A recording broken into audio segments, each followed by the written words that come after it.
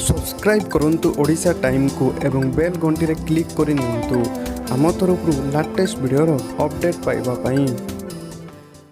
Lockdown रे फसी थिबा 18 जन श्रमिक चाली चाली जयपुर रे पहुंची। सेमाने विशाखापाटनार एक घरोई कंपनी रे कार्य करुथिले। कंपनी बंद होई जिबारु खाइबा पीबा असुविधा होइथिला। फल श्रमिक माने चाली चाली आसुथिबा बेले आंध्र प्रशासन सेमानंकु गाड़ी रे आनी आंध्र ओडिशा सीमांत आड़कू छाड़ी देइथिला। श्रमिक माने सेठारु लमतापुर देई चाली चाली जयपुर रे आसी पहुंचिले। जयपुर प्रशासन तरफरु सेमानंकु खाइबा व्यवस्था करा जाइथिबा बेले सेमाने झारखंड, उत्तर प्रदेश, छत्तीसगढ़ अंचलर बोली जणा जाइछि। एठारे सेमाने निज राज्य को केमिति फेरिबे से नहीं सरकार सहायता लोड़िछन्ति।